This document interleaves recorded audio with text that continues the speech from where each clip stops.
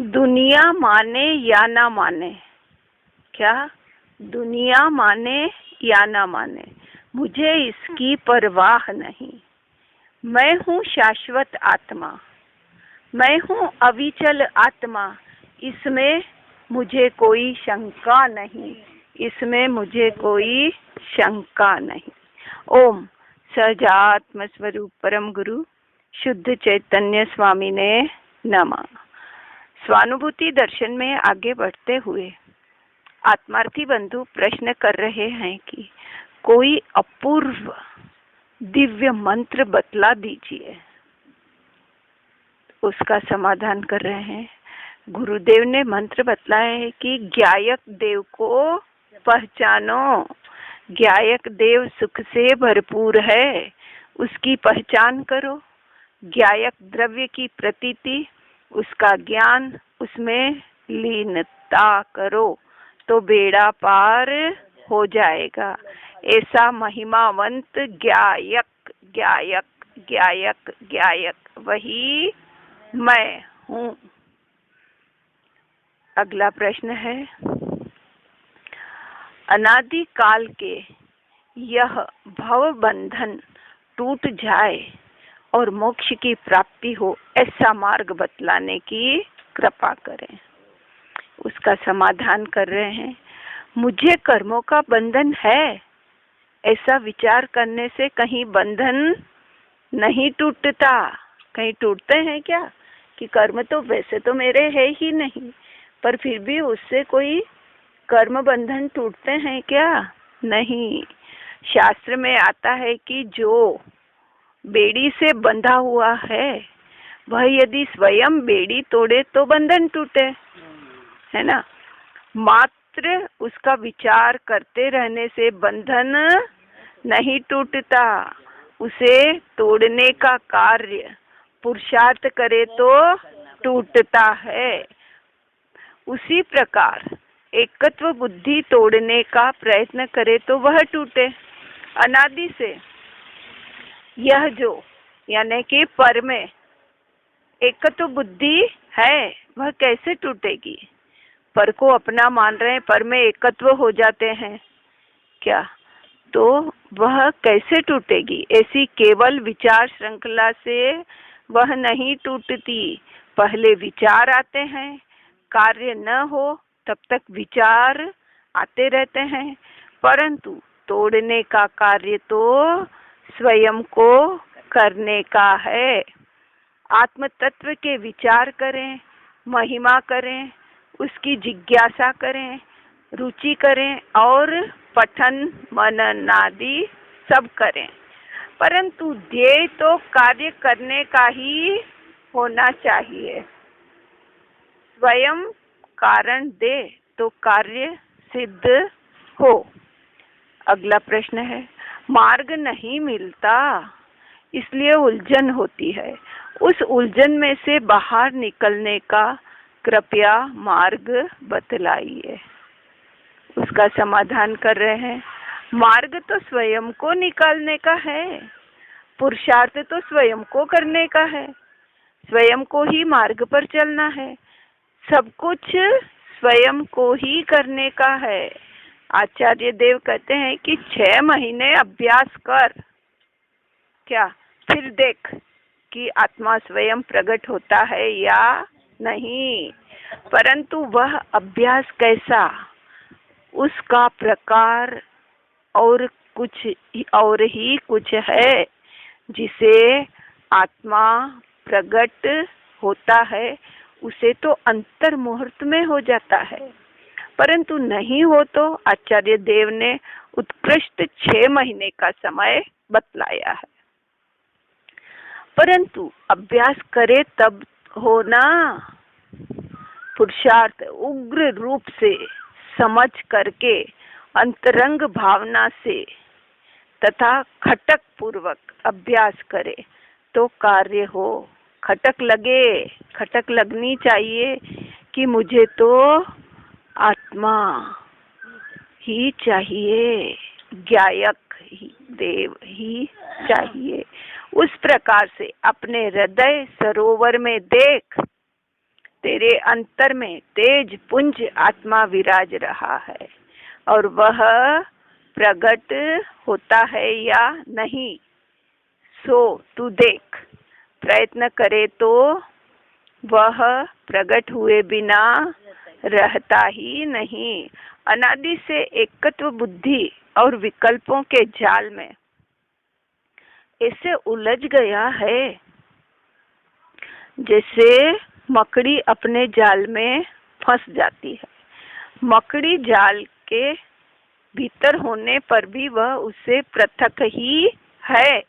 उसी प्रकार जीव पृथक है, प्रयत्न करे तो छूट सकता है, छूट सके ऐसा है।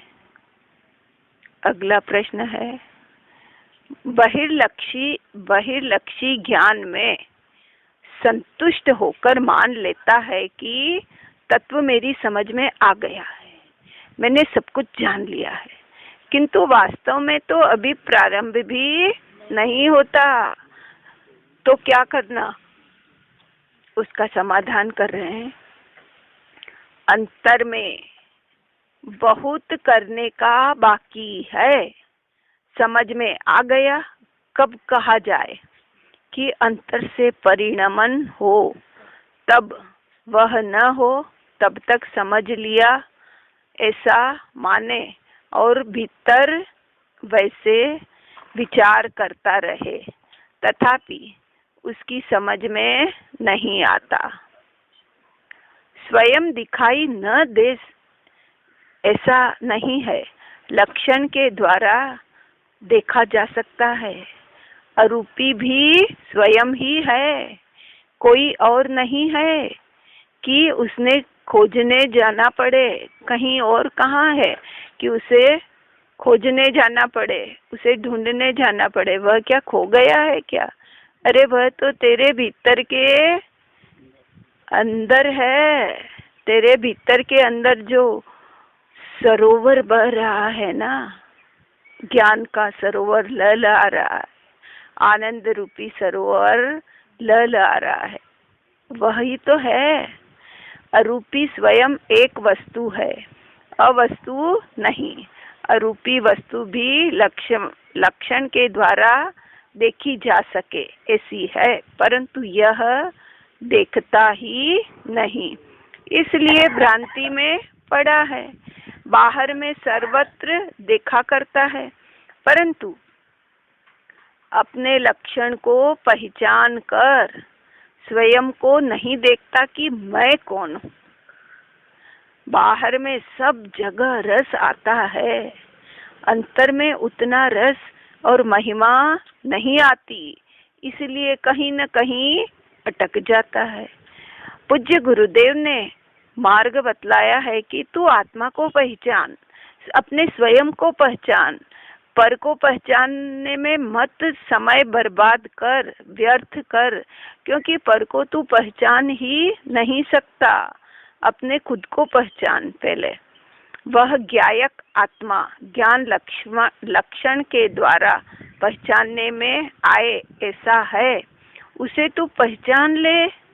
उसी में सर्वस्व भरा पड़ा है, बाहर कुछ नहीं है। एक अणु मात्र, एक अंश मात्र भी बाहर नहीं है। अनंत काल से मार्ग को जाना नहीं और पुरुषार्थ भी नहीं किया।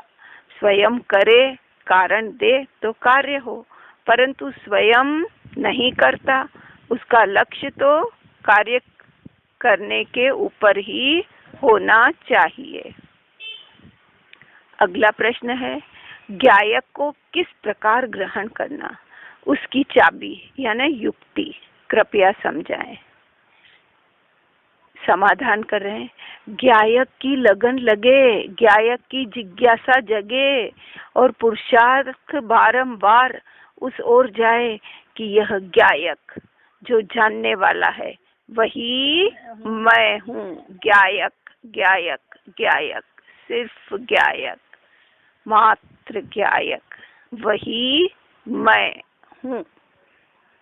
अंतर में ज्ञान, दर्शन, चारित्र आदि गुण भेद के विचार भी आए, परंतु मैं तो एक अखंड ज्ञायक हूँ, अखंड। ऐसे उसमें स्थिर होने के लिए बारंबार उसी का विचार करें, अभ्यास करें। वह अभ्यास करते करते अंदर जो स्वभाव है वह ग्रहण होता है। यह ज्ञान स्वभाव ही मैं हूँ।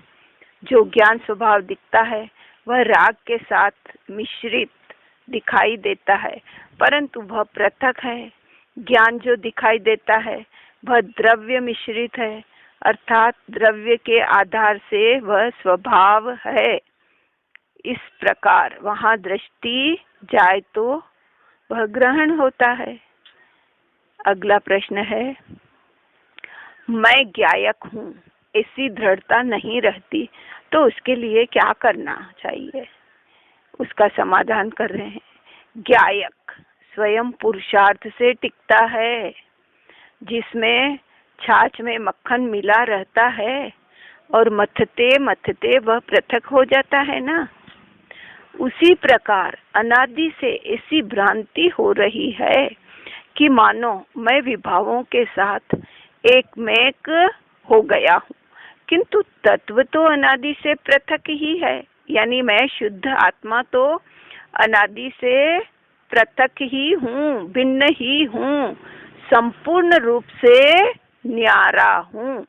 जो पृथक है वह भ्रांतिवश एकमेक भासित होता है।